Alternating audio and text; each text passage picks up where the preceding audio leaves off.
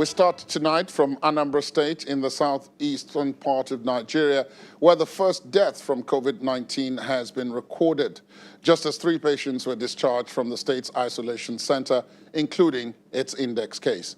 Governor Willie Obiano announced this while giving an update on the fight against the coronavirus in the state.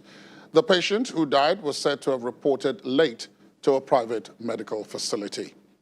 To give us more about this, we're being joined by the governor of Anambra State, Chief Willie Obiano, who joins us via Skype from Oka in Anambra State. Good evening, Your Excellency. Thank you for your time. Good evening. You are quoted as having said that interstate travel ban, the breach of this interstate travel ban has been one of the major challenges that you've had to face. Yet, over the weekend, you attempted to solve that problem. First, our condolences on the loss that the state suffered of this fatality. But how have you been coping with this other challenge which you have identified?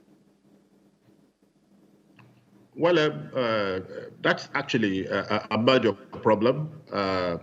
When we started, we were concentrating on 5 boundary links.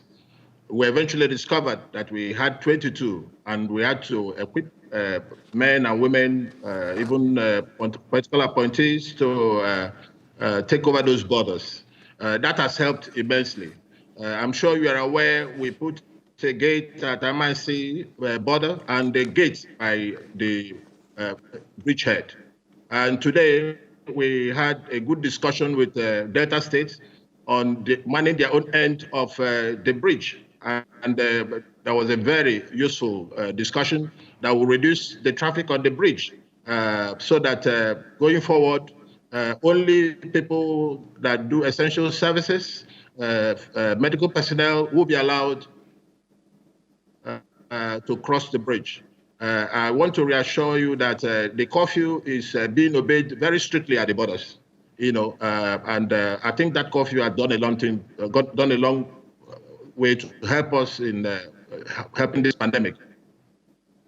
One of the problems that your state has faced, given the interstate travel ban, we're still staying with that, is the seeming influx of the Almajiri youth who have been displaced in some parts of the north, some of them sneaking through the land borders into states in the southeast.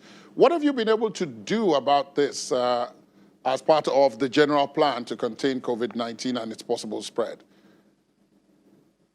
Well, we've been stopping and turning back youths. I'm not sure they are Almajiris, because they are fully blooded people and men and women, and very smart people, very strong, that are coming from the north to Anambra and other places in the southeast, but with the efforts ourselves in the governors of the southeast in helping to, put a barrier in our borders, that will go a long way in helping to stop this.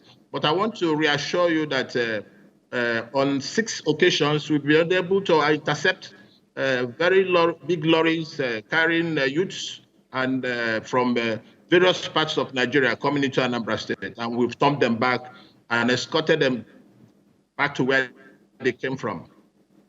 A couple of days ago, you inaugurated 2 water schemes that together were to serve about 17 communities, if my memory serves me correctly. And this was also part of the efforts at helping combat COVID-19, providing running water in some of those communities. What other plans in this regard do you have to make it possible for people to take care of themselves, look after themselves, as opposed to waiting until there are confirmed cases and then now having to use government's health facilities? Well, those 2 major water projects that I recently commissioned were done with the assistance of EU in partnership with Anambra State government. The Otuocha water scheme will serve about 5 communities in that area, clean, drinkable pipe-borne water. Then the Obizi water scheme will serve 48 communities. In the first phase, they are serving 17 as we speak, and more reticulation is being done to cover the whole of Aguata area, one of the largest areas and landmass and population in Anambra State. Secondly, as you would have observed, we've been fumigating markets where butchers shops and what have you. The largest cattle market in Anambra State is in Amansi. That's a red flag for us, and we're also fumigating that place. We commenced that work there on Friday. Not only that, we've emphasized Operation Deba Anambra. That means keep Anambra clean. People are cleaning the environment. People are becoming more conscious of hygiene and what have you. Part of protocol procedure, part of a COVID procedure is to wash your hands regularly, use hand sanitizers, social distancing, wearing of face masks. Those are being enforced. I must tell you, it's not easy. Most people will wear their face mask and hold it on the neck until they see an enforcement agent, then they'll put it across their nose. So with education, pressure, arrest, mobile courts, and what have you, I believe in some way will help to put some consciousness on the people that they must learn to respect this illness. But let me tell you my view on this thing. This disease called COVID-19 has come to stay. So as far as we are concerned, it's going to be like malaria. And the earlier we begin to adjust our daily lives, respect what this illness likes, that is to wear face masks, social distance, wash your hands regularly and what have you, and go about our normal business, because you can't lock down people forever. They must look for their daily bread, and I believe that strongly. I'm one of the fellows that strongly support non-lockdown of activities. But in the interim, until such a time that the federal government directs, all borders remain locked and locked properly. The gates we put in on Niger Bridge, they are temporary. But by the way, in the mornings we open the gates after people have been processed in the buffer zone at Asaba end. So it's not like the gate is permanently locked. No. But at night, yes. At night from 8 p.m. to 6 a.m., it is permanently locked. And the law enforcement agents have ensured that. And same, I can assure you, is with all our borders. Thank you. Your Excellency, let me finally ask you, Anambra is known for markets, and you've spoken quite a great deal about markets.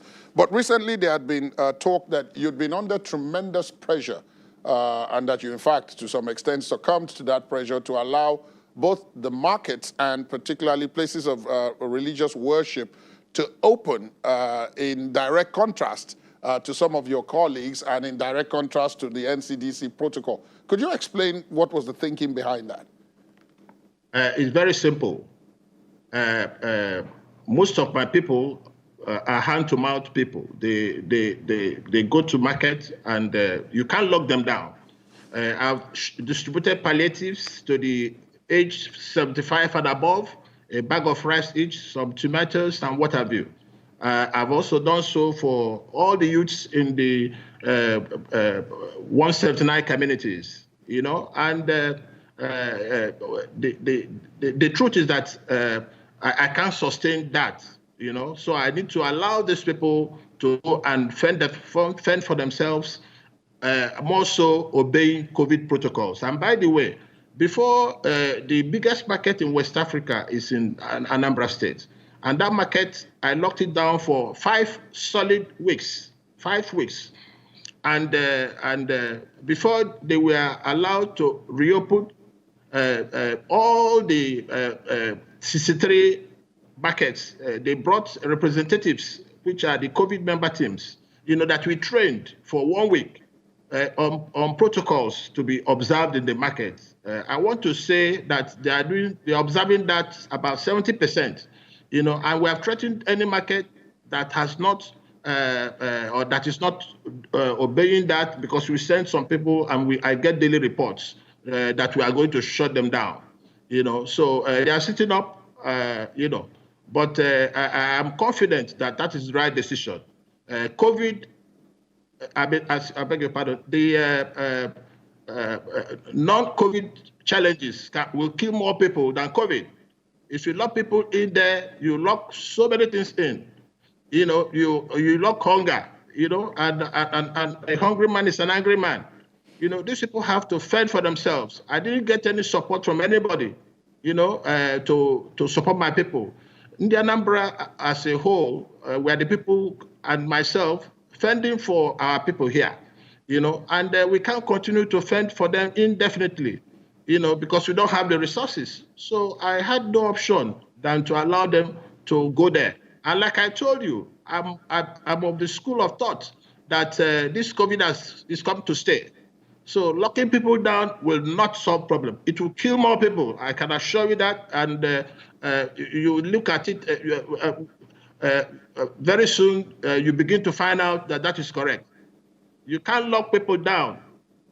Locking them down will cause hunger. Hunger will kill more people. Other diseases will kill more people. I wish we are tabulating the deaths of COVID line by line with the deaths in malaria, Lassa fever, in hepatitis, or in all kinds of things. I wish we were tabulating those deaths like that. You would have seen that COVID is a small issue around here. Thank you very much, Your Excellency, the Governor of Anambra State, Chief Willie Obiano. Thank you so much for your time. We do wish you the best of luck with this COVID-19 pandemic. Thank you very much. Thank you very much for having me.